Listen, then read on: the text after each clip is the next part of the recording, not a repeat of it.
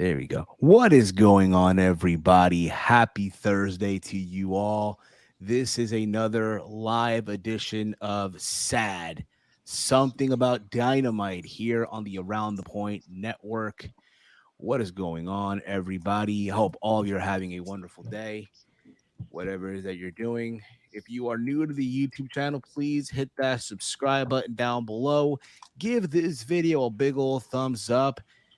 And also, while you're at it, please hit that bell notification so you'll be notified when we go live every single day almost. But I hope, again, all of you are having a wonderful Thursday and all that fun stuff. But what is going on, everyone? I am that Peruvian Fight TV extraordinaire. I am Steve. What's up, y'all? I'm not alone. I'm here joined by the gang. We have the pride of Detroit. We have the one, the only Big Mike. Big Mike, what's going on, brother? Chilling. Chilling, man. No, today's how by the way, happy draft day to everybody. Happy draft day as well. I know a lot of you guys are excited. You're wondering who you're gonna get for your team. I know the Giants have the 25th pick, if I'm not mistaken here. 25th pick, right? Yeah, who do you think the Giants are going to draft, Steve? I know they signed some guy from I know It they doesn't matter signed who an, they That wasn't, sign. that Who wasn't are the, they going to that wasn't the draft? question. well, that's a good question, man.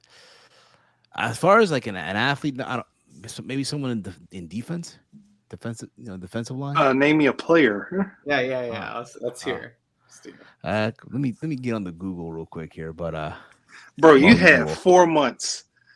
4 months for your listen, team. And you don't know not a listen, single player in the late first round? hey man, it was Champions League, all right, it was Champions League, but Well, so oh, okay, so your I'm going to brain. put in a request for Romeo to ban you on Sundays. hey man, I'm sorry, And I'm but dead serious. I believe it too. Hey, now happy draft day from Armand.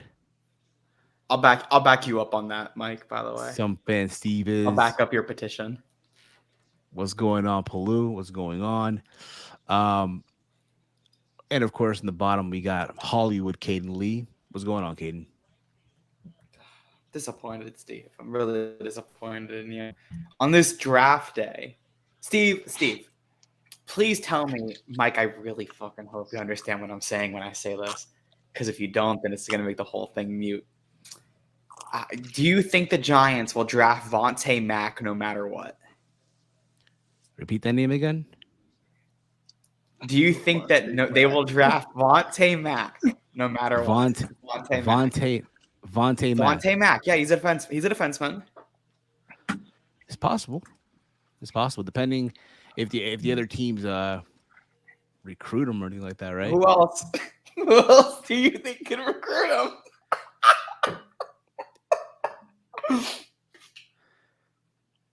You think the Cleveland Browns? I think the Cleveland Browns are interested in Vontae Mack. I'm sure they are. Mike, do you think the Cleveland Browns are interested in Vontae Mack no matter what?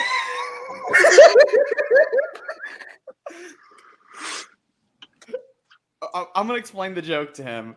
Every year I text my dad. Every year on draft day I text him Vontae Mack no matter what. Steve, it's a quote from the movie Draft Day. Okay. He's a fake player played by the late great Chadwick Boseman. And the line in the movie is when they draft Vontae Mack, it's a paper that says Vontae Mack no matter what. You fucking fell for it. I didn't watch the movie. What the fuck? He's not a real person. I'm supposed to know that. I didn't watch the movie. So you expect me to be this movie expert that knows every single. You to know if I'm making up a player. But still, again, for all I, guy. it's a fake guy. All right, Steve, calm down. Let's move on. Exactly. That's what I'm trying to do here. I'm excited. Yeah. Let's just say I'm very excited for the draft. I'm hoping you are. My draft plans later. That's wonderful. That's wonderful. That's wonderful. But I'm glad that Armand got the joke. Glad he did. Again, I didn't watch the movie. Just like Romy didn't watch all the Rocky movies, respectfully. But I mean, it happens. But anyway, I hope all of you are having a wonderful day. So how about that Dynamite last night? Whoa. Damn, Mike's not happy about Dynamite, I guess. Throwing his phone down. Honestly, that was a mistake, but I guess it's fitting. Yeah, it's an omen. Yes. I really didn't like the show last night. I thought it was a weak show. Really, Mike? Yes. I mean, Kaden, you were there. You were there live, right? After I all. was there, yeah. I was in the building for AEW Dynamite. I drove down from Gainesville to South Florida, Sunrise, Florida, FLA Live Arena, formerly known as BB&T Arena. I guess BB&T lost the rights last year. It's where the Florida Panthers play. It is the largest indoor venue in the state of Florida. It's only beaten by like our outdoor stadiums. But yeah, in terms of a purely indoor stadium, it's our biggest arena. It's the biggest one we have. I thought overall the show was good. I wouldn't go as far as Mike saying like it wasn't a good show. I thought it was a overall good show. Some things that are lacking that we're gonna get into as it goes on. Some booking decisions that I'm not necessarily a fan of, but um, I think if I'm taking specifically what we were given from bell to bell, I thought everything overall was good besides a few things that were like minor issues I had. But from bell to bell, I don't have any issues besides like I have one glaring issue, but besides that, yeah, liked it. All right. But like, You know but I what? feel like No. You know, okay. I was a little harsh. I did give the show last night a middle, so it was an average show. But I wasn't a fan. Now, Kaden, again, I know again you were live, so always the live reaction is going to be different, obviously, from those who watch from home. And my I question to you mean, is: did you rewatch the show back when you got home no, or anything like that? I and that's the thing is like while I thought it was an overall good show, it was a missable show. I've had no incentive to watch anything back from that show. Okay, okay. Like I thought about it because I You thought of didn't like when we get to Dax and Jarrett. I'll tell you all the story about why I missed most of that match. I missed about 5 minutes of Sammy and Darby. And that's another story I'll tell. But no, I didn't feel like rewatching a single thing besides Roddy's debut. Roddy's debut I've watched a few times. that's fair enough. I know he came out with us, but it's all from I think from Killswitch Engage. I Yeah, think it was. Good enough. Okay, okay. So I thought for me, I thought the show. I'm gonna be honest. Is it gonna make you go crazy, anything like that? No. Um, was the wrestling good? Yeah, obviously. I think in any show, you're always gonna get good wrestling in some way, somehow, right? It's always gonna happen. Um, I felt like the show was just like I guess just like Mike said yesterday on Elite, he was in the middle. I gave to me, he was in the middle of a show. To be honest with you, there was only one good match on the show. Everything else was average to below average. I hear you. But again, guys, that's our I opinion. yeah. I will For again, quickly before we break down everything. I want to quickly add that something I want to start doing is I'm gonna before we have Dynamite Wednesday. I think my Tuesday nights now, maybe Mondays now that Elevation's canceled. I think what I'm gonna start doing is I'm gonna watch that episode of Dynamite from the year prior, and if I want to, I can do the 2020, 2021, 2022. Mainly, I'm focusing on like, okay, what was AEW Dynamite like a year ago on this week? So I did watch this week's. I watched maybe 30 minutes of it because it was a dog shit show. The only good thing on that whole show, I forgot what was on half of it, but I remember Dax and the main event was Scorpio Sky and Sammy Guevara in a ladder match, and it wasn't that great of a ladder match. It was like fine, and then the opener was Cash and Dax in the Owen Hart qualifier, and that was a great match. But besides that, that show stunk. So I don't necessarily I can say that sometimes when AEW has a long time until a pay per view, which they have they had about 2.5, almost 3 months until the pay per view. That's one of their longer breaks that they'll do, especially because they're not they don't have any like special planned dynamites in the middle like they did December. They had Winter is Coming, and they had New Year's and all that stuff. They had all those themed dynamites. There's not any until Double or Nothing. So I think that what you're gonna get is some filler shows, which Raw does too. Exactly. But again, guys, let us know in the chat. Did you enjoy the show? What was your favorite part of the show? What maybe something you didn't like on the show? Let us know in the chat down below. The rating came in as well per WrestleNomics. Try to find it here. I believe it was We can talk about it. 860,000. Yeah, we can talk about it after. That's fair enough. That's fine. That's fine. Because I see a lot of people feel some kind of way. I don't think Well, anybody feels some kind of way. I think you just like drama. Nah. Listen, my followers know the vibe. They know the vibe, respectfully.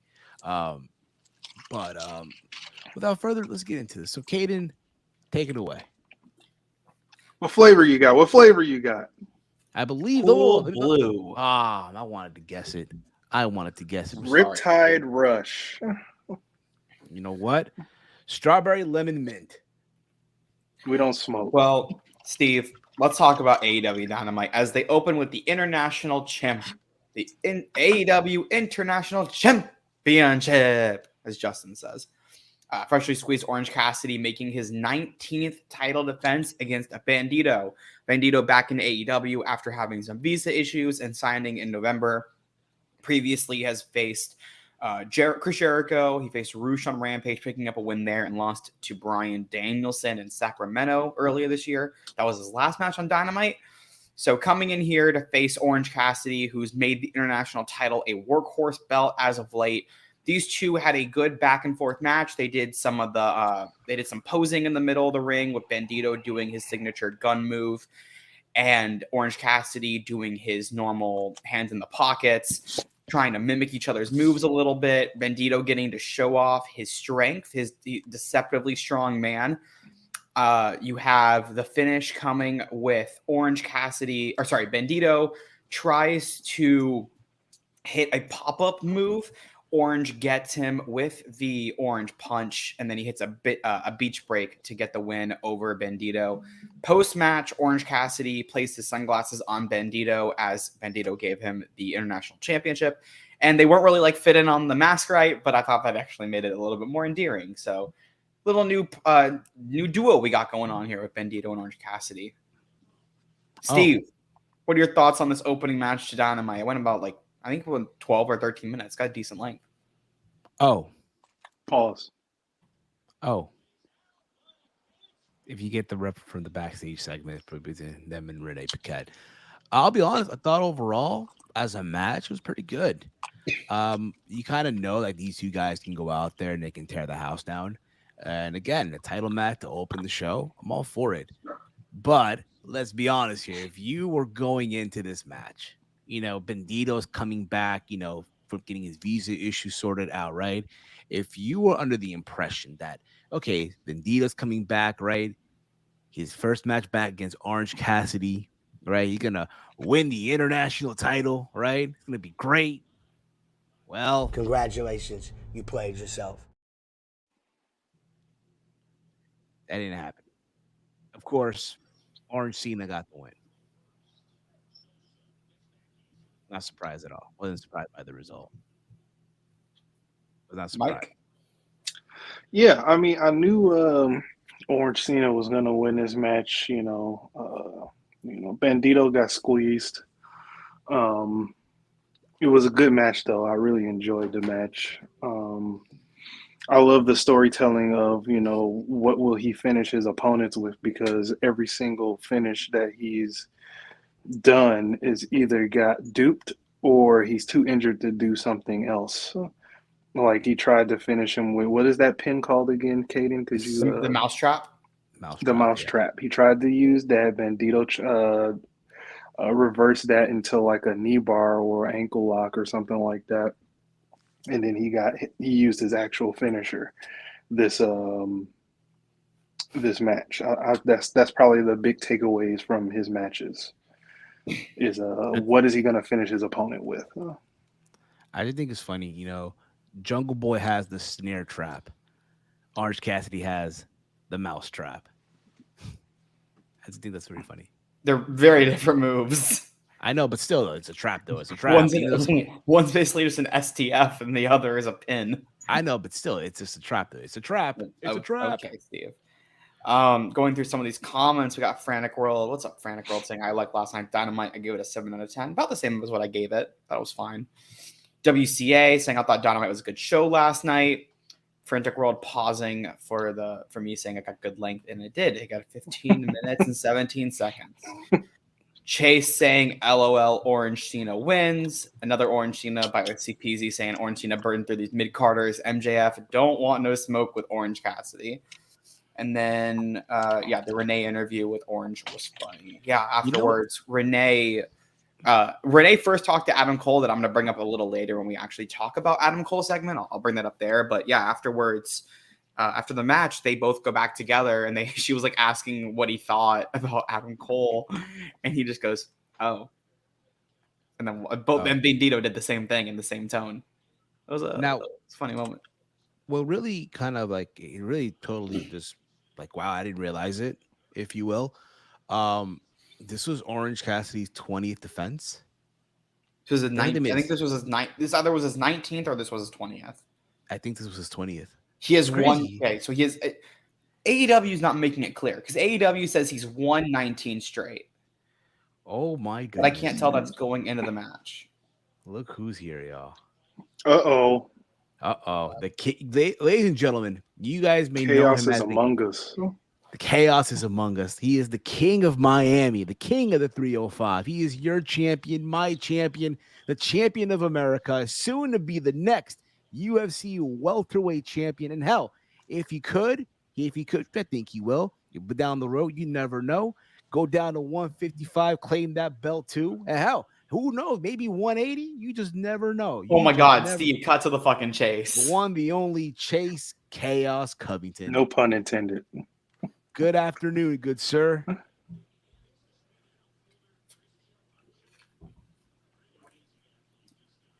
Greetings, nerds and virgins. I'm here for this new episode of Let's Talk NXT with all the hot mamacitas on the show. Heel Steven, what are we on with this NXT today? Well, good sir, I believe you're 2 days late. We do it directly after the show. You sent me the link. You said, hey, if you want to come on to talk about the mamacitas, and I'm here. I mean, if you're referring to Jade Cargill and Taya Valkyrie as the mamacitas, Ooh. But what's going on, man? Wait a minute. Wait, what show am I on? This is something about Dynamite, AEW. You know, I can't be on this show. This is where all the sad nerds and virgins go. Oh no! Oh man, I'm gonna have to take 20 showers after this. I'm feeling like I'm becoming a nerd and virgin right now. Oh my God, man! I was really coming on. I thought, maybe I don't check my messages that often because, you sent me the link, Heel Steven. You said, hey, the mamacitas. And I thought, okay, yeah, I'll go ahead.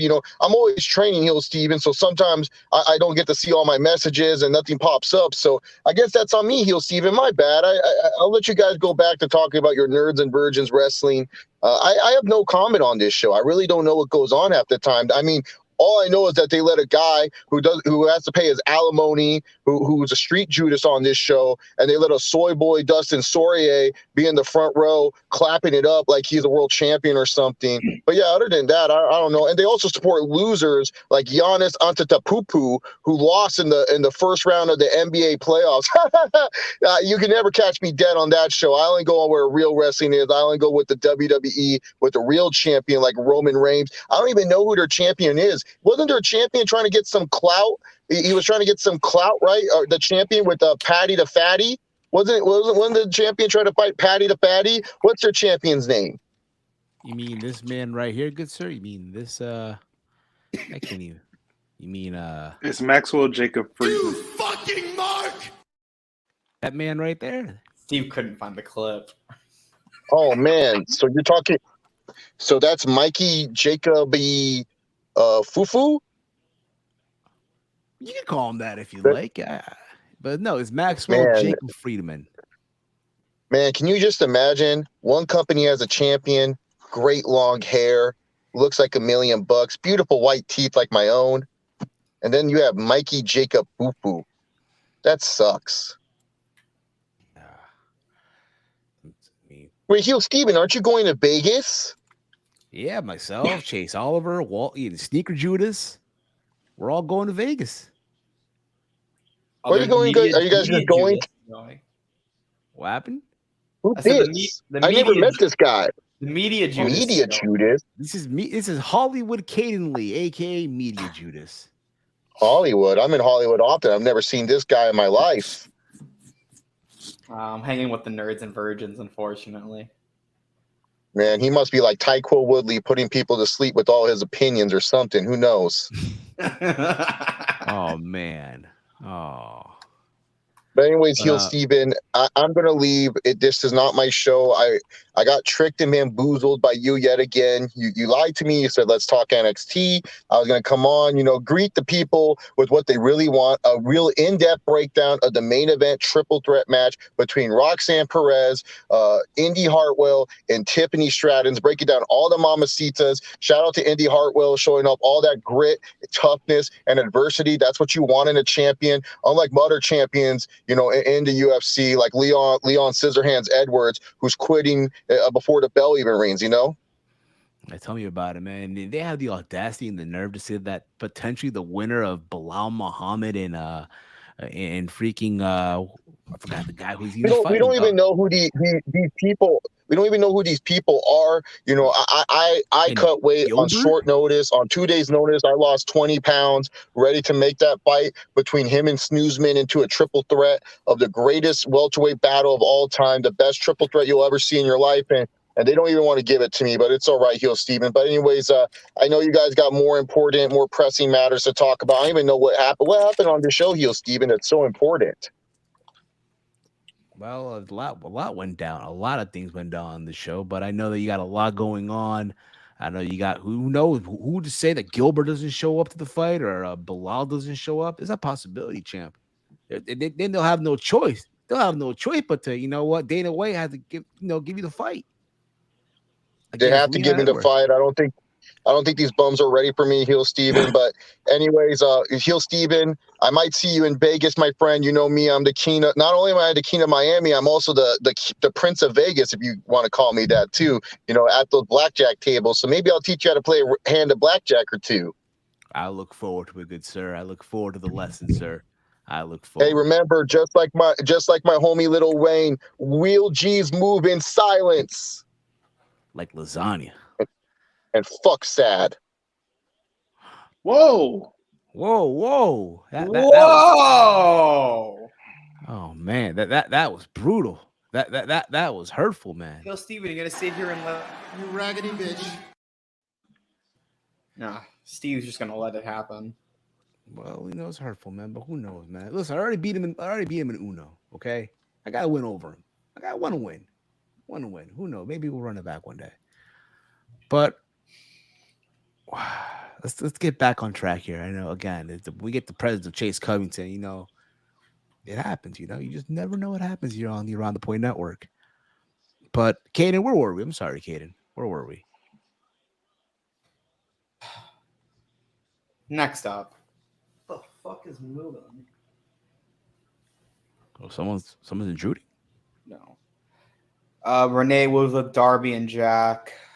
Cool. Don't care. They're just being kind of cunts. They're being dicks to each other.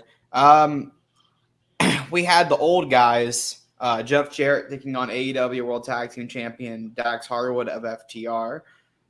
If you are a fan of National Wrestling Alliance and those matches that I'm sure Steve loves, that will certainly, guys, I'm gonna be honest. If you guys really want to be put to sleep, this is a really good match to do that. Like if you're struggling to go to sleep, don't take any melatonin. I would say put this match on. It's going to really help you. Can I make a guess here that you decided to go to concessions during this match and walk around the building during this match? So here's the thing, Kill Steven.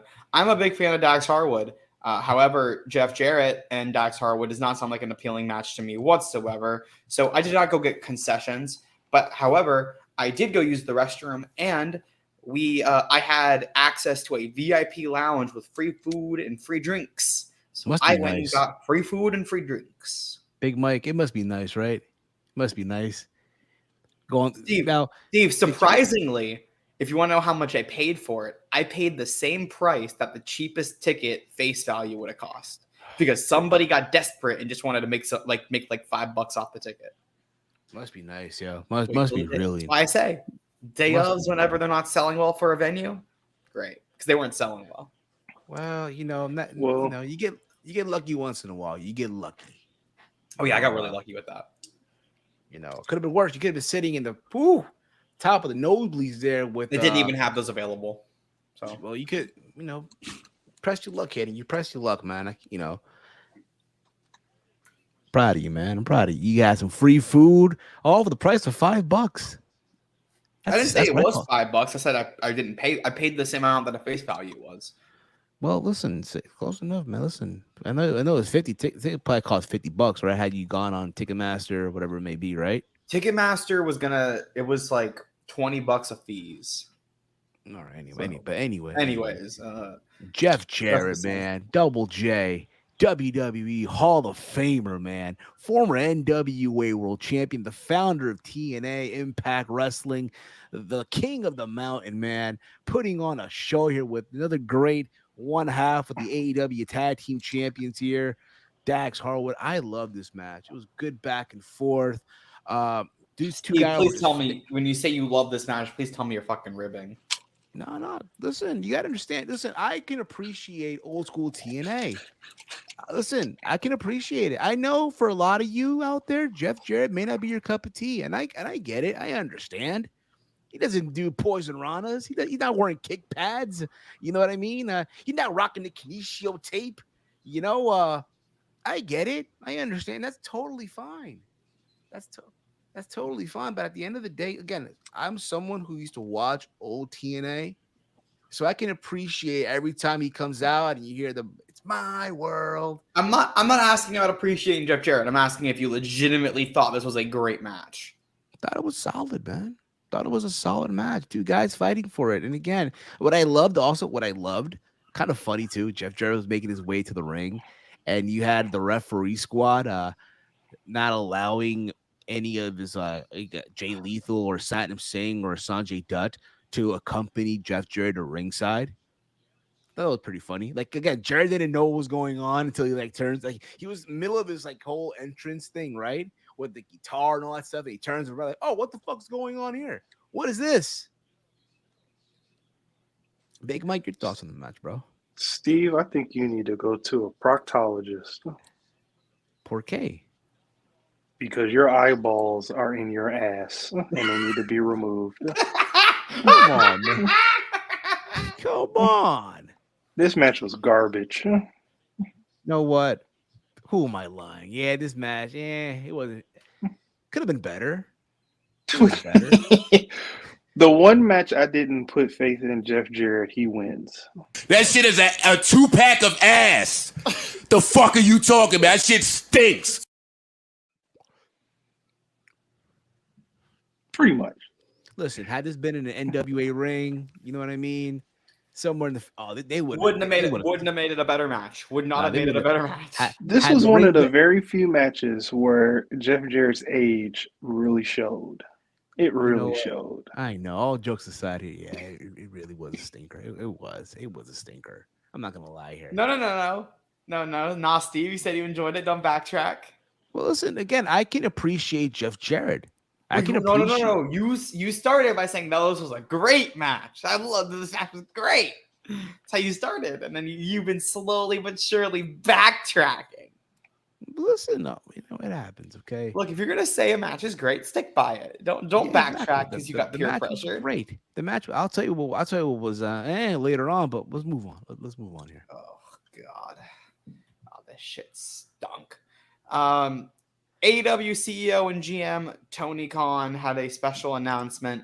He announced that the opening ceremonies of this year's Owen Hart Cup will take place at Double or Nothing in Las Vegas. The tournament will be held in Canada. I think they're going to do it. I don't know if they're only doing it in Canada or only doing it in the States. Forbidden Door also. Yeah, I was getting to that part. They're going to have it taking place at Forbidden Door. New Japan will be represented in the tournament as Owen Hart was a former IWGP Junior Heavyweight Champion. So they're going to do that, which I'm really happy about. And the tournament finals will take place in Owen's hometown of Calgary, Alberta, Canada. I believe the date was July 15th. Yeah, it was July 15th, which is a Saturday. So the finals will very likely take place on AEW Collision. And that is it's 2 days after my birthday, and possibly I will be in Canada, but at another show. You got the Slammiversary weekend? Mike, you got the medium? You got the medium? Say again, Kaden. Is that Slammiversary weekend? That is Slammiversary, yes. Oh, okay. Big Mike, you got the pass already? You got the media pass already ready to go? Our good friends Scott Demore hooked it up? No. Steve, stop. It's going to take place at an AEW Collision. They're going to crown the new Owen Hart winner for the men and the women in Calgary. It'll be Stampede. It's the Calgary Stampede week, or it's like taking place during that time. So they should be able to draw fairly well for that show, and it should be a really fun environment. So I'm excited to see that. This is the last time that I'm going to be bringing up Jeff Jarrett, but if he's not in this tournament, something's wrong. Yeah, he should be. I will. Something is wrong. He doesn't have to win it. I think but something is wrong. I think I don't think it's a coincidence that Jeff wrestled and Dax wrestled, and then they did the announcement of the Owen Hart. Like, I feel like that's why they did Dax and Jeff this week, and then they did the Owen right after, because of those two wrestlers and the significance they have to the Hart family, and especially Jeff to Owen specifically. I'll just say this too, though. Yeah. How many people out there were expecting when Tony Khan came out in a nice suit, by the way? Nice suit. I like that. Pause. How many people were expecting him to announce that, hey, you know what? They realized there was some fishy ending, if you will, right? There was a messed up finish, right? It wasn't right, that we're going to make it a 4-way. We did get that. No, but there are people who I'm pretty sure were expecting when Tony Khan had an announcement. We got both. Remember, because they didn't say it was an announcement. It was advertised as we will hear from Tony Khan. So that's why I was like, is it an announcement? Is it not? I had heard that it was an announcement earlier in the day. I had started hearing. I think I had texted you. Like, I was starting to hear some stuff. I was like, all right, it's going to be some sort of announcement. But I knew it wasn't Collision because that's going to be announced at the upfronts in a few weeks. So that I knew that was off the table. And I didn't expect them to announce All Out just yet, because they usually will wait until the pay-per-views to announce the next pay-per-view. So I was like, all right, it's probably going to be I was like, yeah, Owen. It'll be the Owen. I was like, either the Owen or that they've signed somebody. And technically we got both. So after the announcement, we had some dog shit for a little bit, guys. Wardlow with Arn Anderson taking on Ariel Levy. I will not let people disrespect the CCW champion, Ariel Levy. But he beat the fuck out of him. What champion? CCW, not CZW, CC. Coastal Championship Wrestling Champion, Ariel Levy. And then afterwards, Arn grabbed a mic and said, I've been in this business for 40 years. And I can't do the fucking Arn voice. Basically poke someone's fucking eye out, crack somebody over the head, and then Christian Cage and Luchasaurus come out, walk down to the ring. And for some reason, we don't hear Christian Cage talk, which really annoyed the fuck out of me. The crowd could not hear a fucking word that this guy said. We were chanting, we were yelling, turn the mic up, or we were wutting him, or people were just apathetic. Like, people did not care. This was also the same time that the Florida Panthers scored to take the lead against the Boston Bruins. We were in the Florida Panthers building. That's where it was last night. It was the Panthers arena. So I don't think we were like where we were, at least. Yeah, like my little area, and we were like trying to do "Let's Go Panthers," and apparently someone got yelled at by an usher. So let me guess. There were some folks, I'm pretty sure, that were watching the show Dynamite, but also on their phones. Like, yeah, there were people next to me on their phone. Okay, fair enough. I could see the whole where I was standing. I could see a TV that had the game on because I was next to the club. I will say this though, at least, I mean, for the Ariel Levy, right, the guy who lost to Wardlow, on the positive note, hey, his indie price about to go up. He's already worked His AEW. It's not gonna go that much up. Well, hey, listen, he jobbed the TNT champion. Hey, it's about to Doesn't go mean through the roof. shit. Doesn't mean Hey, shit anymore. hey, man. Once you Yeah, work, my understanding is like once you've worked AEW once, your booking prices stay about the same. Like it raises it from one level to another, and then as long as you've worked it once, it stays at that level. Even if you work it 5 more times, if you're what not happens is- signed, you're not on a per appearance, everything stays at the same price. So what happens had it been the Fed? Same thing, or I don't know how it works because WWE doesn't really doesn't book people like that anymore. It's very rare that they do. okay. It's only happened a few times, so I don't know how it works anymore. I just know AEW. Okay, I've been able to have conversations about the AEW one. Fair enough. I will say this though. I mean, yes, was it terrible? Absolutely, absolutely was terrible. This was not the way to show. I get it. You want to show how dominant this champion is under the tutelage, under the management, if you will, of Arn Anderson, right? I think we're all happy that Arn is back. He's managing somebody, right? I don't. He's like he sees in Wardlow the potential of carrying AEW on his shoulders, right? The franchise player down the road. I think we need to pump the brakes a little bit on that, in my humble opinion. Not right now. Arn's saying that? I don't think. What Arn's gonna say? I don't think this guy could be successful. No, Is that what you want Arn to do? You want Arn to come out there and say, "Oh, you would suck." No. I get why you had to say it. Yeah, you had to sell it. You had to sell us, make us, and I get that. But realistically, so there's a long way to go. Realistically, I think Wardlow can still get there. I just don't think he's in a position right now to get there. It's gonna take time, and they're getting there with Arn. You just gotta. I don't. There's a lot of issues I have. I don't think that this was the. I would have put Arn in there with Christian. I would not have done what they did here. I think a Christian Arn promo battle this week would have been much more effective. I just loved how Arn was prepared. Like when Christian came out, he took off his watch, put it in his pocket, rolled up the sleeve, like he was ready to go just in case. Bro, Arn's got the Glock. Yeah, next step was him taking off the Glock. Yeah, he's got the Glock. I'm surprised they're. Never mind. I'm not gonna go there. Let's be careful what you say, Heel Steven. Yeah, I don't want to say anything that's uncalled for or anything like that. So let's just move on. Yeah. Next, Renee Paquette talking to Sammy Guevara backstage. MJF's interrupting it, and they said MJF because people are saying Sammy that I'm a gutless coward and that I politic Tony Khan. Sammy says people are saying that you paying me to lay down is ruining the sanctity of the sport, and they both say, "Well, we don't care." And then they give each other gifts. Sammy gives MJF a own version of Sammy's vest that is made for MJF. MJF gave Sammy his own Burberry scarf. And then Sammy goes for the handshake. Max uses their new catchphrase. Friends don't shake hands. Friends hug. They hug. They both kiss each other on the cheek. I thought this was fucking awesome. I think this pairing is awesome. This is like one of my favorite things on all of Dynamite. This was great.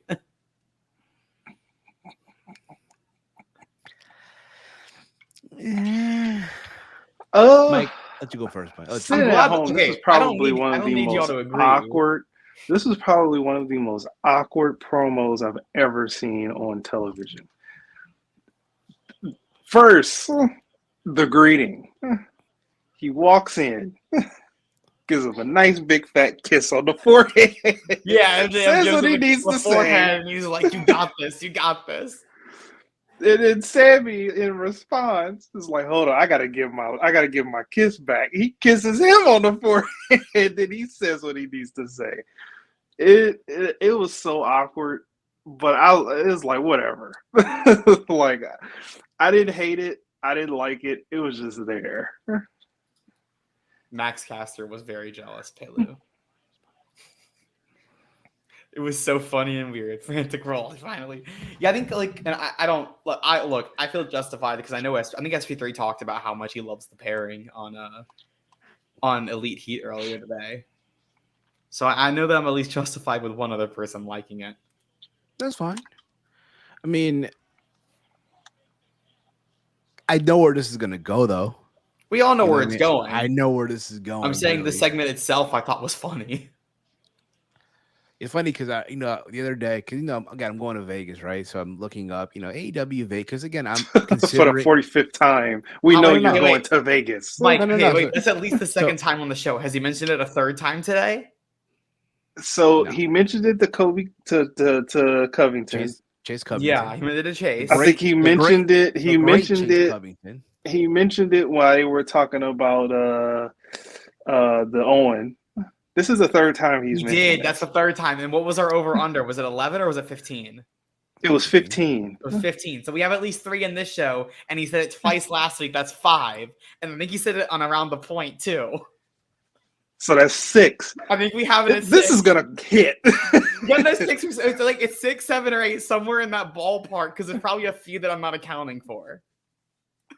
Jesus Christ, Look Steve. at him. He looks so. Like, we know you're going to Vegas, bro. No. So what I was getting to is like, all right, so 'cause I'm considering doing a vlog, right? I'm considering it, right? And When are you gonna do the vlog? What would you do it for? no, what do you mean for what? Like for Elaborate. what? What would you vlog? What would you vlog? The weekend. Where is the weekend? Where is it at? Well, in the Sin City. In Sin City.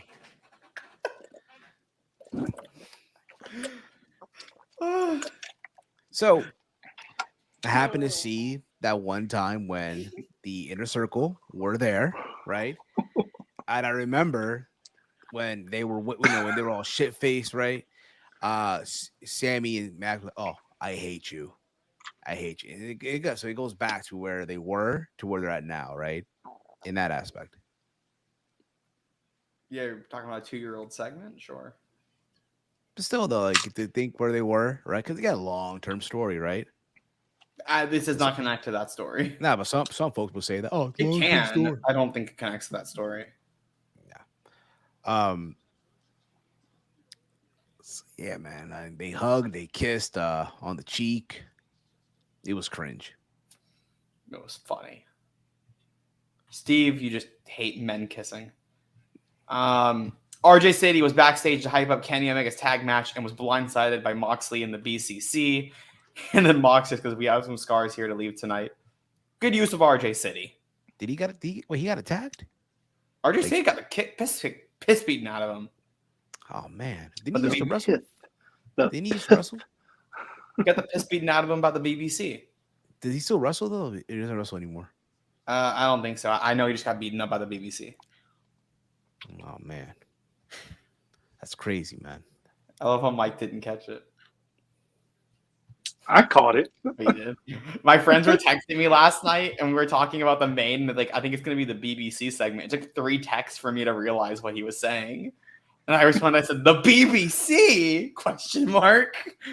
And they kept saying it throughout the show. They're like, I think they chanted BBC. Their merch is getting better though. Their merch, the Blackpool Combat Club merch has always been pretty good. He stopped himself. He almost said it too. He almost said it. Yeah, the BBC merch is always great. I love the BBC merch. Pause. 4 Pillars Tournament Final as the Spanish God Sammy Guevara takes on Darby Allin. 2 former TNT champions. Sammy Guevara, a 3-time, I believe, this point. Right? Is he a 3-time? Sammy? Sammy? Is Sammy a 2 or a 3? Miro, Cody. I think he's a 2. Again. No, 3-time. No, he's a 3 because he won it from Cody twice, right? Yes. Did he? Well, no, I thought he won it from Cody unified. once. So they unified. No, because didn't technically Cody like relinquished Cody's it, a right? 3-time. No, but remember, Cody had the vid, so they had to crown an intern champion for 2 weeks. Remember? So then Yeah. But that was Sammy's. That was the start of Sammy's second reign. I don't think Sammy. I think once because Sammy lost that title to Scorp. Well, a simple search would just suffice. Yeah, I think. Give me a second. I'm pretty sure he's a 2-time TNT champion. I know Darby is. I know Darby's a 2-time TNT champion as well.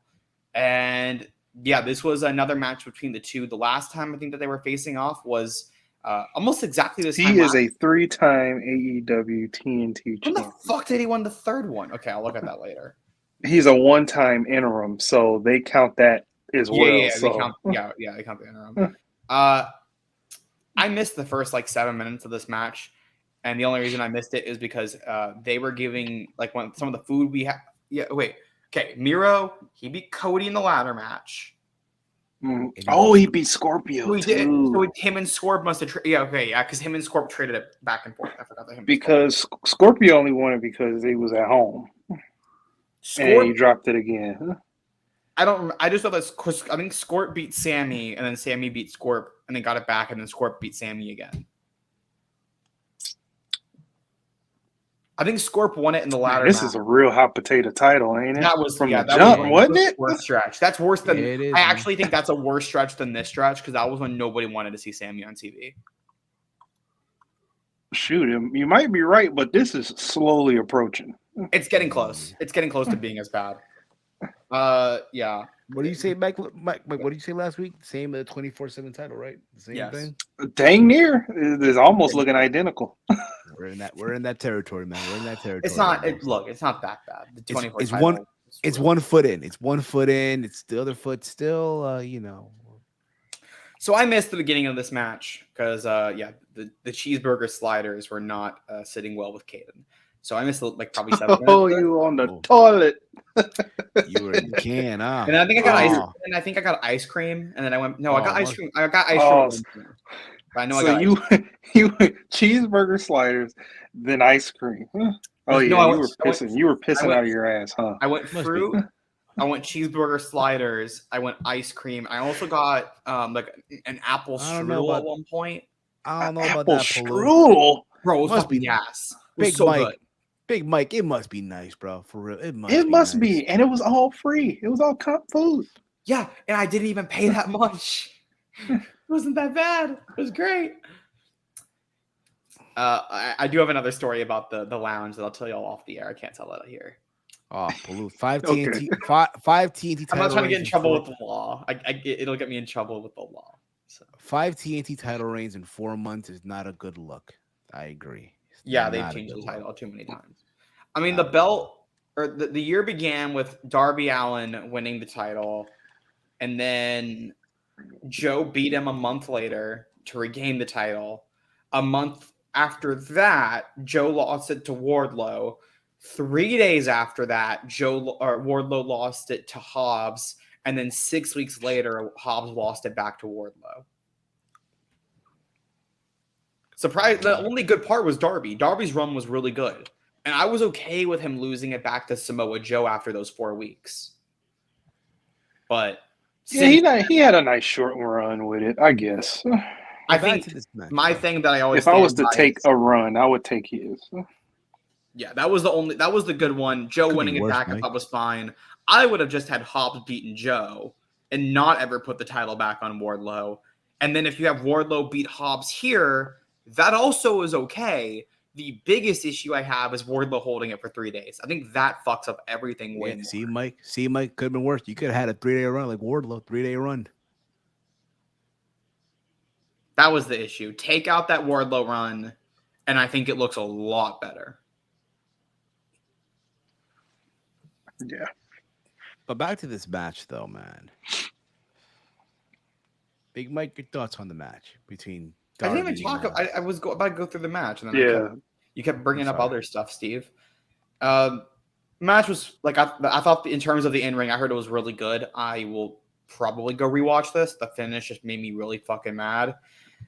They get a table. They do a 630 senton, driving Darby Allin through the table. MJF's ticked off that Darby managed to crawl back into the ring. He goes down. He throws Darby's skateboard into the ring. Darby catches it, and then Sammy does the Eddie Guerrero where he falls down and sells it. For some, I'm just going to explain it. Once I explain it, I'll rant about it after y'all go. Ref Paul Turner disqualifies Darby Allin because he thought Darby used the skateboard. MJF and Sammy swarm Darby after the match. Jungle Boy Jack Perry makes the save. Shivani then says, "Listen up, you prick. I just talked to Tony Khan. Sammy, by winning the Pillars tournament, you've earned the title shot at Double or Nothing. But next week on Dynamite, there's going to be a tag team match where Jungle Boy and Darby Allin will face you two guys. And if you two guys can win, then the match will be as advertised. But if Jungle Boy and Darby Allin win, then at Double or Nothing, it will be a Pillars 4-way match." And then, Jack Perry offered Darby a hand after the match and helped him get to his feet. So, can they coexist next week if they win? If Darby Allin and Jungle Boy Jack Perry win, they will be added to the it'll be a Pillars 4-way match at Double or Nothing in the main event in Las Vegas, where Steve is going to be, in case y'all don't know that already. And I'm gonna let Mike. I'm gonna let you talk about this first before I talk about how much I fucking hated this. Yeah, I didn't like this either. We knew that it was going to be some type of screwy finish, but I thought this was like, you could have thought about something a little bit better. I liked how we booked ours. You know, it was a count out the first time.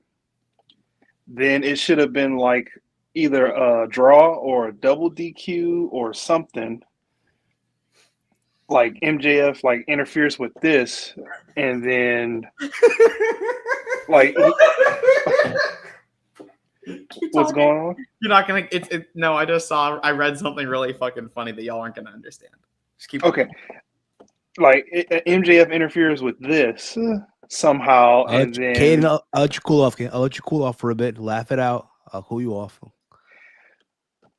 okay, you didn't have to take him out of this thing. No, laugh it off. Laugh it off. Cause laugh it off. But take a breath. I've been there. Like an interfere here to get us to the 4-way. I feel like the 4-way should have already been put in place after this show, and the build from, because there's so much space in between now and then. I feel like if you what's the word? If you halt the we're gonna get there, but if you put the brakes on it just a tad bit, it's just gonna make it look awkward. We know we're gonna get this 4-way. It should have already been put in place so it can have more room to breathe. We can get so much good content from here to now, for this 4-way, instead of, possibly Jungle Boy and Darb winning, which they probably are going to win, or they do something even more stupid and overbook it as as a whole DQ, and that's how we get the 4-way. Because I felt like this was like this DQ here was like a lazy book, but it was like I didn't see this coming lazy book, if you get what I'm saying. Yeah. For me, listen, as far as the match goes, I loved the whole thing with I love that table spot, even though it's kind of unnecessary at the same time that Sammy did, out on the outside of Darby. It's a reference to the table spot from the Revolution match. Yeah, exactly. Same exact spot. It was just on the. Actually, I think it was on the same side of the ring too. I'm pretty sure it was like almost the exact same. No, it was on the other side, because I think they did it from the left post, and then last week they in the Revolution match they did it from the right post, if I remember correctly. So they just reversed the side of the ring. Even the whole thing with the skateboard. Yeah, it's a callback to Eddie. Right, even though the fucking used spot, it is such an overused spot. Listen, we get like 8 of those a year now. Listen. Josh last night on Elite Heat said a great point. People use this spot so much, but when you look at tag teams and you look at Los Guerreros as a tag team and they're cheating, the tag myself in tag, where the ref just hears it and he thinks somebody's legal, is probably one of the best things that nobody uses. People use the blind tag from who made that popular? Wasn't it FTR that made it popular? FTR didn't make the blind tag popular. Was it? It might have been the Midnight Express. Oh, okay. So that's further. It's got to be, because FTR borrows a lot from the Midnight Express in their. Okay. Whenever they're working as heels, they work as the Midnight Express. Whenever they're working as faces, they try to borrow more from Rock and Roll. So I would assume it's Midnight Express. I can check that out though. Okay, but nonetheless, in modern times, FTR made this blind tag stuff. They All right, perfected wait a minute. Don't kill me. All right, don't kill me for it. Don't kill me for it. I'm trying to make a point. Rock and roll. Yeah, I was right. The Rock and Rolls and the Midnights. I was right on that. Yes. I got history. I was a little bit of a historian on All that right, one. I'm done. I love the We can Midnights and I continue love to the Rock something and else. Roll. So I was Let's right on continue. that one. I'm glad I was So- right. So the announcement happens, right? I mean, the tag team.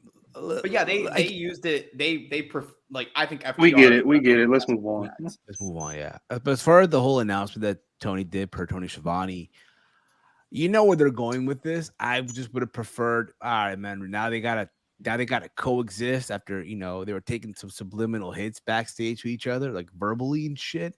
And now they gotta coexist. Oh, can they coexist? We have to wait till next week. Yeah, I mean, how many times the Fed has done this? Can they Facts, yo. coexist? Facts, yo.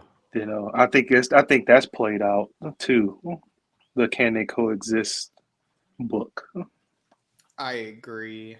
I'm not a big fan. I think No matter what company does it, I think it's dumb. For at this me, I point. think Can They Coexist can work if it warrants the story. I think this actually it does very much warrant the story.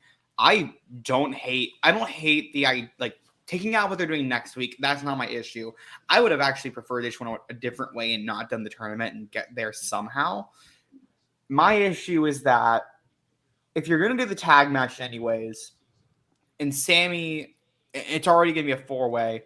First, that makes 3 weeks of your television null and void. Because why does last week matter? Why would this week matter? Why would next week matter? If you're going to do the 4-way anyways, that's 3 weeks of television where there's 3 weeks of storyline that do not work, that don't matter anymore. They're all null. Then, I think it's stupid that they did the ref DQ, considering that two matches earlier during Jeff Jarrett's match with Dex Harwood, the ref kicked out Sanjay Dutt from ringside. Yet when Sanjay Dutt went back to ringside, the ref did not cause a disqualification, which is what should happen. He let it keep going. And plus, AEW has done the Eddie spot before, and the Eddie spot has not led to a disqualification in the past when they've done it. So why did it lead to a disqualification this time? It's been used in matches with Darby Allin and MJF. It was used in their match at Full Gear 2021. It was not a disqualification. So why is it a disqualification now? Those are my two things. Piss me the fuck off. I was yelling very loudly, this is fucking bullshit. Adam Cole, baby, comes ringside. Does not do the Adam Cole boom. They do let the song play for a little bit, so that way fans can at least do it a little bit with the song. So that was fun. I like seeing it. He says, Jericho, I know you can hear me. You handcuffed me last week and made me watch that attack on Britt. You crossed the line, and I swear to God, I'm going to hurt you, and I'm going to hurt you bad. I'm going to beat you to within an inch of your life. Get out here, Chris. Jericho's music hits, but he appears on a screen. Does some dickish shit and goes, you want me to come down to the ring and fight you? I don't want to come anywhere near you. A man who let the love of his life get beaten. You did nothing to stop it. You are a coward. I don't want to be near you. And then he sends the Jericho Appreciation Society to swarm Adam Cole. Orange Cassidy and Bandito do make the save, as SP3 says Bandito. Bandito, they make the save on Adam Cole, but the numbers are a little bit against them. And then the music hits and the Tron goes. And AEW likes to do this a lot. And as soon as I notice themes. So I pull my phone out. Actually, I think I have it on camera. I don't remember, actually. I think I pulled my phone out immediately. But I'm like, okay, we're getting a debut here. Who's it going to be? And then we see SRS on the screen. You're like, oh, shit. Your Holy fuck, is Sean Ross Sapp in AEW? I know he's a former wrestler, but it's Roderick Strong making his debut in All Elite Wrestling. I thought he was under contract with WWE. I think everybody thought he was under contract with WWE. Last seen with the Diamond Mine, he cleaned house. He hugged Adam Cole. As our title says, Adam Cole has a friend after all. The Undisputed Era brethren come back together. This was the last piece of the puzzle of the Undisputed Era. Roderick Strong, a staple of Ring of Honor, a staple of independent wrestling over the last 20 years. He's in AEW. I'm going to be honest with you guys. This means a lot to me. I was almost in like full on, like y'all are going to make fun of me. I was in like almost full on tears, crying. I was very emotional. I started watching what did you say, Mike? I said, when aren't you? When aren't you? Yeah. No. Yeah. So fucking Mark. We didn't know because nobody recognized the. I think some people actually did recognize the Kill Switch Engage theme, but once it said Roderick Strong, then we all flipped our shit. And it was actually a really big pop. I don't know how it came across on TV, but it was a really big pop there because a lot of us watched NXT, and it's a decent amount of people that that went to NXT consistently that go to this show too. They drove down. Roderick Strong, one of the first angles I saw in NXT. And NXT is what made me a huge wrestling fan and made me an independent wrestling fan. Him and Bobby was Roderick Strong turning on Pete Dunne at NXT TakeOver New Orleans. So that was Roderick Strong is someone that I've loved for a really long time. I know that's why y'all saw in the group chat. I was really fucking happy to see Roddy. Very happy for him to be there. I know that's where he's wanted to be for about 2 years now. He's wanted to be there. So I'm happy for him. He's with his wife. He's with his best friends. And I think this is a fantastic addition. Okay. I'm happy for the guy, just like Hayden is. Not to the point I'm going to start crying. Obviously not, respectfully. I think overall, listen, I'm happy that he's somewhere where he's going to be able to showcase what he can do. I'm pretty sure there's a lot of guys on that roster right now, the young talent that is, right, who are just lining up asking Tony for a match against Roderick Strong. That being said, is this guy going to be world champion in a year from now or so? No, that ain't happening. No, I don't think that's not the right role. Let me finish. I'm sorry, Ken. I think those years are behind him at this stage of the game. Again, I'm happy for the guy. I'm happy for him. But again, Roddy was never really, great in-ring performer. No one's taking that away from him, right? Messiah the backbreaker. But as far as, oh my God, this is amazing. This is a game changer. Now let's pump the brakes. Yeah. People for me who are saying, like what Chief's saying, how long till he becomes just another guy, Roddy Rampage. Roderick Strong is not there to be a singles competitor. I like that name, actually. Roddy Rampage is actually a decent nickname if you want to make it Rampage. Honestly, though, if you really, and this is just me, of course, because here's the thing, right? It's pretty obvious we're going to get something with the JAS and, right? I know. Yeah, it's already announced for next week. Yeah, it's already announced in 8 minutes. I know everyone's clamoring for Undisputed Era versus the Elite. You can technically do it. We're a long ways off from that. But think about this, right? Yes, with Kyle still has at least 7 months out.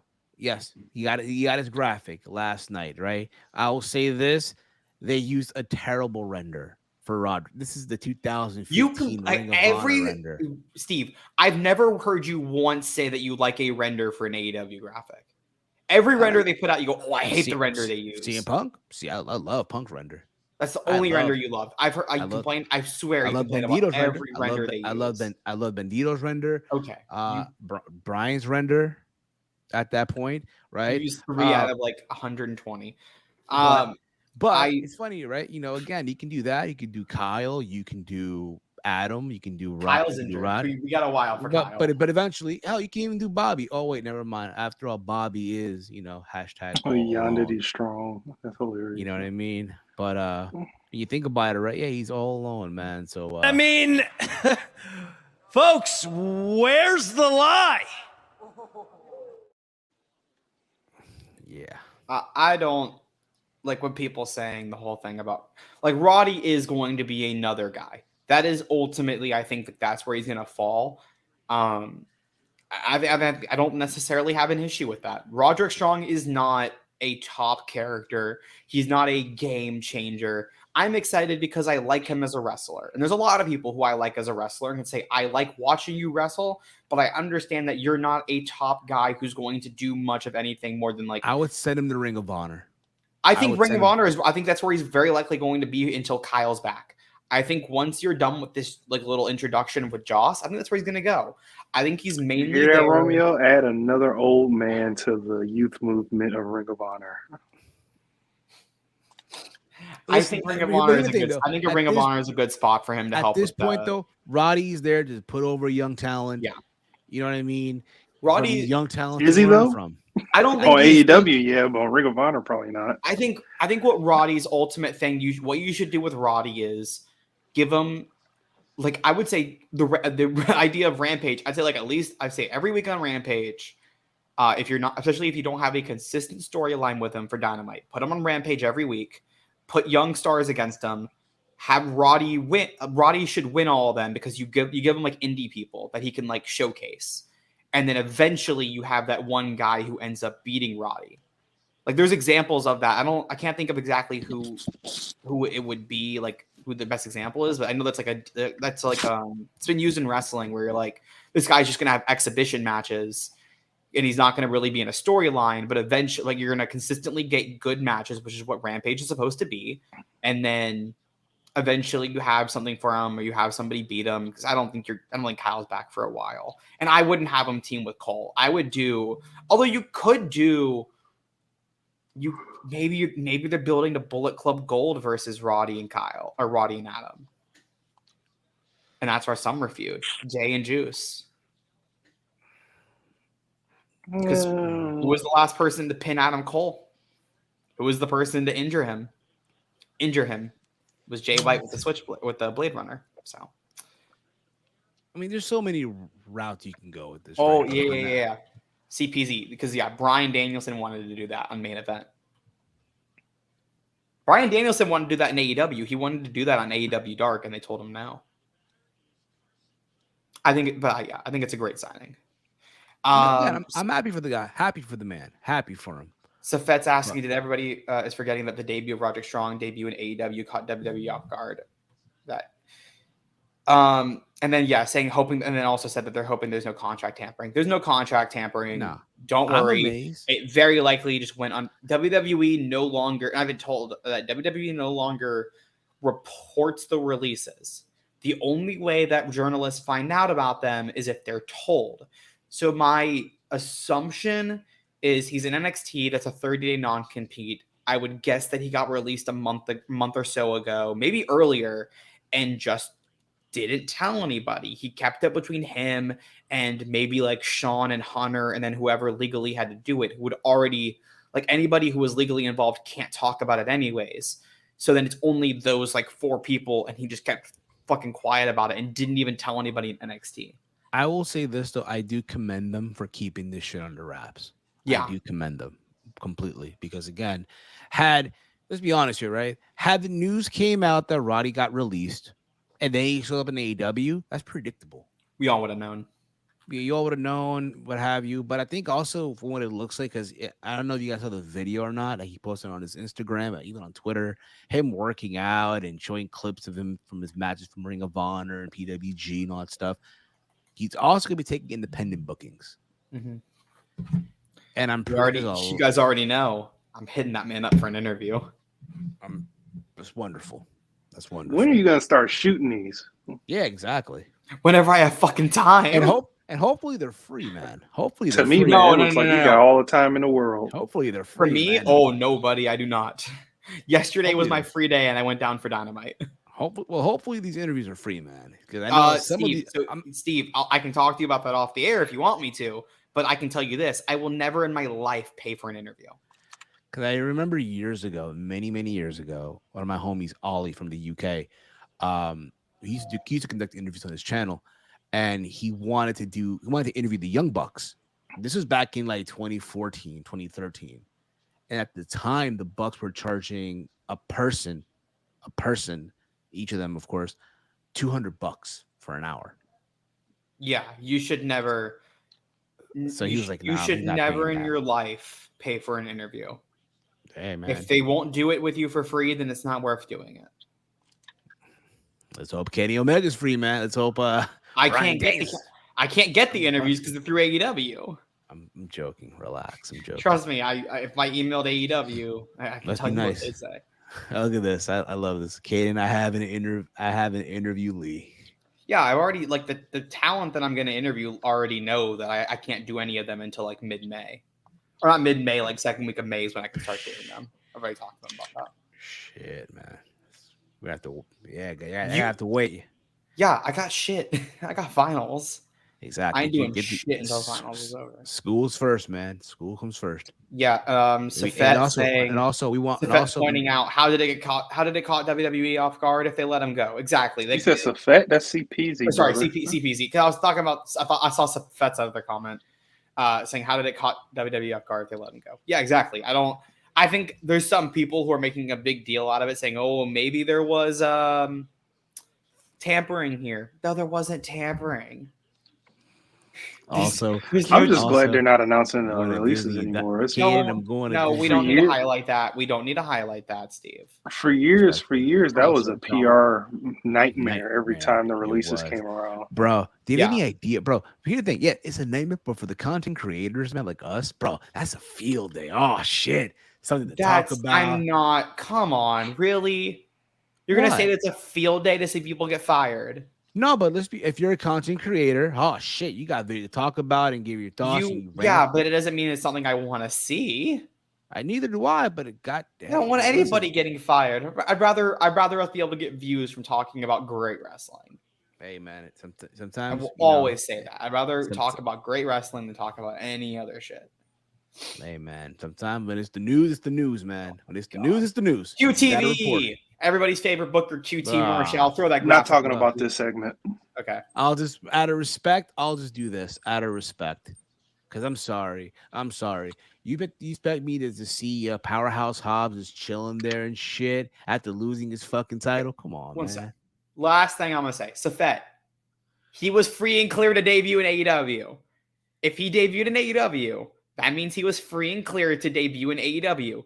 They would not let him do that if he was not able to, because they would get their asses sued. AEW is not going to come out and tell you that. WWE is not going to come out and tell you that. Just know that it is. Last thing I'm saying about that. Jade Cargill defended her title against Taya Valkyrie. TBS Championship match. One of the actually better built-up matches. I know a lot of people aren't loving this. I thought this was a decent match. One of Jade's better ones. I'll say this. It's a big name for Jade. Steve, let me talk about the match. We got some new moves here between Jade and Taya. Taya, of course, not able to use the Road to Valhalla in this match, which is also, people like to call it the Jaded version of the Glam Slam. But she goes for it. Taya goes to hit it. Referee Aubrey Everett says that she could not use it or she would be DQ'd. Taya, very awkward finish here. As Taya kind of just stands there and waits and bends over for Jade to grab her for that roll up. I think it might be a victory roll or a version of it. And Taya gets rolled up and pinned by Jade Cargill. I think it looked extremely awkward. I think that it was maybe like a little too choreographed and you could have fixed some stuff there. But overall, I like that Jade got barely squeaked out. I kind of like that. I like that they're showing some vulnerability with her, making it feel like, okay, if Taya is going to be able to have, if Taya could have used the Road to Valhalla in that match, she probably would have beaten Jade. So I think that it adds some doubt into Jade's story or Jade's title reign. Finally, I think we're getting close. I think this title reign is going to end in the next 2 to 3 months. Hopefully it's soon. And I'm excited to see what they can do in a rematch after they've already built up some chemistry in the first one. I'm good. We're getting a second match at Double or Nothing. Be prepared. I will say I liked this. I thought this was good. And I expect Jay to win again, successfully retain. I expect that, respectfully. Let's be real here. I understand. I kind of agree here with TPZ. I understand the finish. I understood the finish, but the way it happened looked so awkward. I think Jade took a second or two longer than she was supposed to. I really feel like they didn't have. And again, I don't. This is probably the first time. Obviously, they've been in the ring together, right? Obviously, no shit. In terms of on TV, yeah, they probably worked on this match in the ring, but yeah. But I do think though, you give them more time in a rematch, it can be better. It can be better finessed. It can be better. Give them time. Let these two go. I think that could be a fair, not going to be a 5-star banger, but it'll probably be like Jade's best match of her career. I've always said with Jade, less time is good. Less time. But Jade needs a long match. Yeah, and I think this is needs a 10-minute match, and it's a big name. It's a big name under her belt for a win. It's a big name. She needs, I think the rematch needs to be at least 10 minutes for this one. You got to do it at this point. It's time. Mike. I thought this match was not good. Did not like it from bell to bell. Everything about this looked choreographed. It looked like they were doing a 1, 2, 3, 1, 2, 3, 1, 2, 3 for each match. Not each match, each move. And the finish was ultimately bad. I was gonna say on the Elite Heat stream, is this the biggest test for Jade that she's in the match with Taya Valkyrie? And as I was getting ready to say it and watching the match, it was a 2-pack to me. So yeah, hopefully the second match they have is better. I think there's something that describes how you're feeling, Mike, about this match. I'm not feeling it. 100%. Yeah. Oh, well, we lost Steve. Oh, well. I agree with my ex-tribal chief. Were you kicked out? Yes. Yeah, Chase liked this too. I'm surprised Chase liked it, actually. And Frantic World did too. So I think it's like a 50-50. Like, I think it's leaning towards people not liking it. Like, it has a 3.85 on Cage Match. Which, yeah, like I mean, I haven't rewatched it. I watched it in the venue, and in the venue, I liked it. Maybe if I watched it closer, I'd be like, oh, yeah, it looks very choreographed. But something that I did not like in the venue, which very much surprised me, because both of you guys know how much I love this wrestler and how much I love his tag partner. I even like the guys they faced in the main event. As Kenny Omega and Konosuke Takeshita took on the Butcher and the Blade. So there you go. That's all you need to know. The Butcher and the Blade. I mean, Steve, 1 second. I really like the Butcher and the Blade, actually. I think they're pretty good. But yeah, I love Kenny Omega and I loved Konosuke Takeshita. I thought the first 3 to 4 minutes was working really good. And then at one point, I felt like I don't know what happened, but it felt like Kenny I felt like Kenny tried and then he stopped trying. I put it to my friends as that felt like Kenny had a very bad off day. I haven't seen Kenny had that bad of a match in a very long time. And even then, it still wasn't necessarily a bad match. It was just like an average match between the guys. I felt like it just didn't. It felt like it wasn't really constructed that well together. I think they got some time cut because I think a different segment ran too long, so they ended up cutting like a decent amount of time off of it. I don't know. This was a really poor choice to main event in the first place. Yes. And especially Kenny Omega. That's what makes me even more sad. I drove to this show to see Kenny Omega in person. Let me get my thoughts out there. I thought, like you said, like with Takeshita and Omega, they had some really good quick offense, quick tag, double teams and stuff like that. Then, yeah, it was just a point of match. And I don't think it was just Kenny. I think it was Takeshita too, because it was some things that I saw from him was like he was undershooting a lot of moves. And then that sort of leaned into the Butcher, like not timing the Butcher was fucking awful. The Butcher, I said this on Elite Heat. The Butcher looked like I was like, this is either Takeshita or the Butcher, and it doesn't look good. Because the Butcher didn't do it well for Kenny either. I've noticed it was for Kenny, and because I thought it was just Takeshita too. I thought about that, and I was like, no, he's doing it for both. Like these teams, I think they just did not mesh at all. Yeah, put them in there with I know they're jobbers, But it would have been much better if they put them in there with like Tony Nese and Josh Woods, because at least those guys can work with them. You know that they'll work well with those two guys. Like the way that Nese and Woods work. If you're going to put them against jobber teams, Butcher and the Blade were not the team. I immediately saw. I was like, I was like, did you see the Butcher like almost not catch Takeshita on that flying crossbody? Like, did you see him not catch him on that flying clothesline? Did you see him do this? I was like, what is going on with this match? This was bad. This was really It was really bad. I agree, though. Yeah, Kenny does need long matches to tell the story. Short matches for him don't really work. I think Kenny can have. I disagree. I think Kenny can have a 12, 13-minute match, especially with what they're doing with him and Takeshita, just trying to establish them as a tag team. I just don't think they gave them the right kind of match to do it, because these two guys can have a sprint of a match, and they're like Kenny and AEW has been known for having really good 15-minute matches, and then Takeshita, a lot of his matches are 10 to 12 minutes, and they're usually really good. You just didn't. I don't think you picked the right opponents, and I also think they were sad. The main event, I would have main evented with Orange Cassidy and Bandito. Yeah. Or even even though I didn't like the idea of Jade and Taya main eventing, I would have took that. I would have taken the exact same way they made the match too. You know what? Would have had Sammy versus Darby. I know I would have took that too, but I know why they didn't, because of the finish. Yeah, the finish. Or you know what? The debut of Roderick Strong. Surprise! You don't main event with a segment. You don't main event with a segment. Man. No. Sometimes. Yeah, and that makes it look like that. These guys are all accesses. All accesses. The deal. Yeah.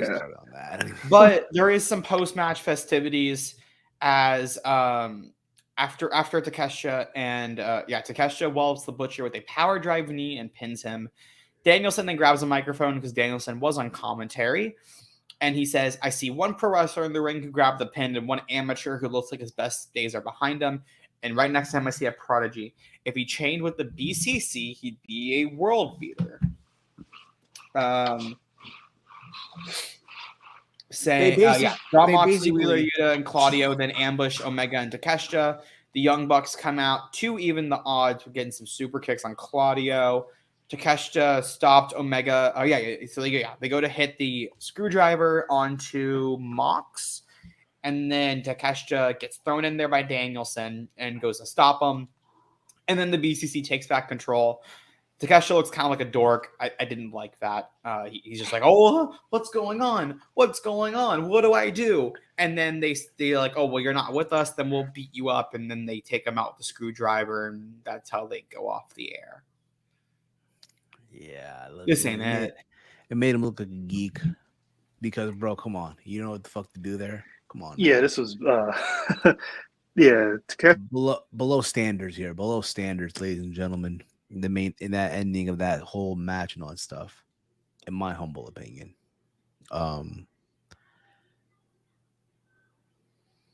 Yeah. Big Mike, you're back. All right. Yeah, Takeshita looked like he didn't know. Honestly, the placing of all three, I felt like they should have. I think Claudio was on the right of Takeshita, and the other two were on his left. So it looked like they want, because after they lifted his hand, he was like, "No," and it looked weird, because we all thought "Oh, what if he's turning heel?" And he had on Kota Ibushi, style attire, so it was "Oh, maybe they're hinting at this," but it was awkward ending. I mean, they got to stab somebody. They stabbed somebody. They shanked somebody. This is a penitentiary storyline. They stabbed somebody. They shanked somebody. Finally. Going through a few other comments that we have.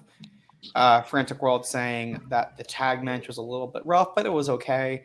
CP's given 2 over here saying, to defend this, he was torn because Brian was his mentor and Brian helped him in the MJF feud. And Takeshita didn't want to do Kenny wrong because of Dawn. The one thing I'll stop you on with that is Takeshita beat the fuck out of them last week. So why wouldn't he beat the fuck out of them this week? But he didn't beat up Brian. That's the thing. Yeah, but Brian, he didn't need to beat up Brian in order to help stop the BBC. I guess. Even then, even when they hit the ring, they tossed Takeshita out. They was like, "We don't want you. We want him." Yeah.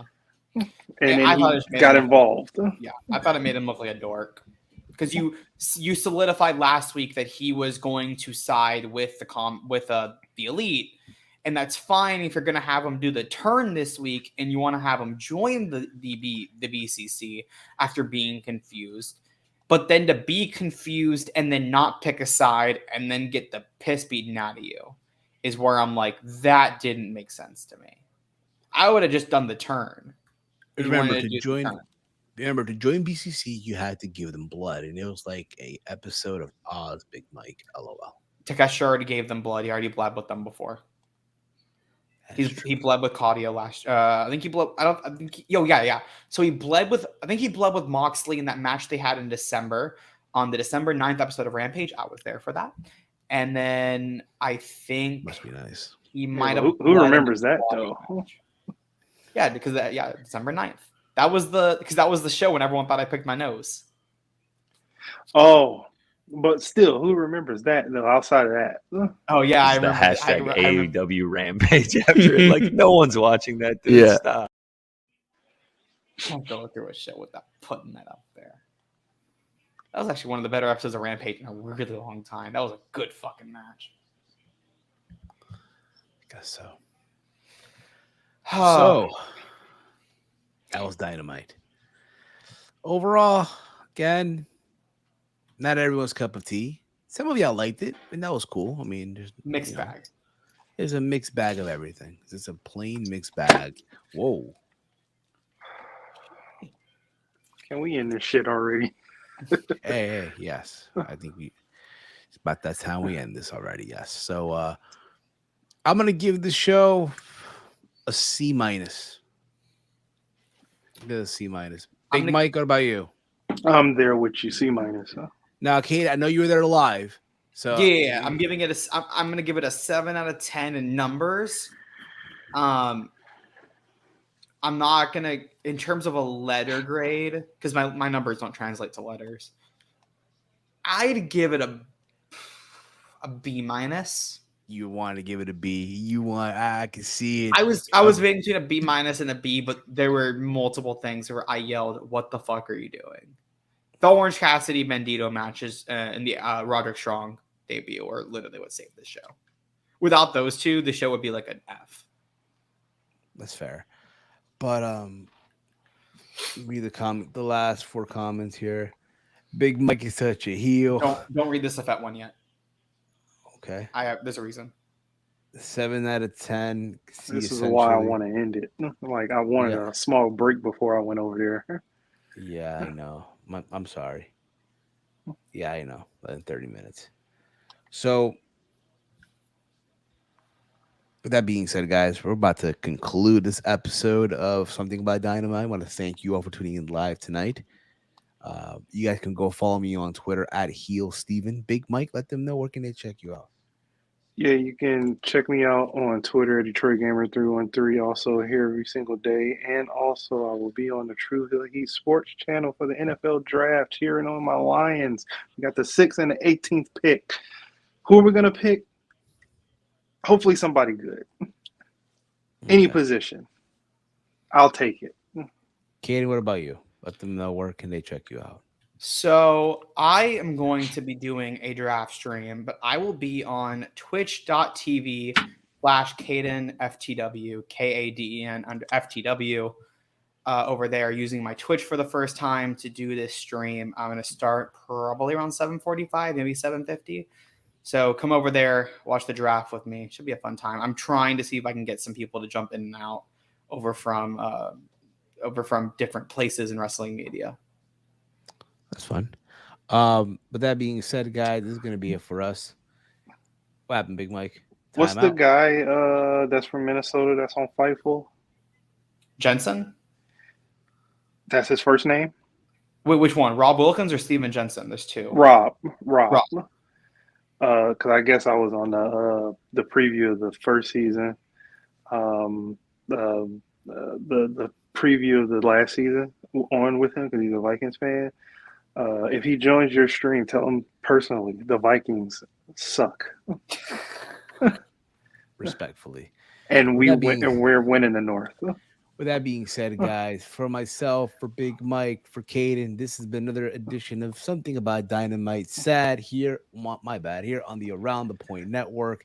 Thank you all and have a very good night, everybody. Thank you. Fuck you. Bye.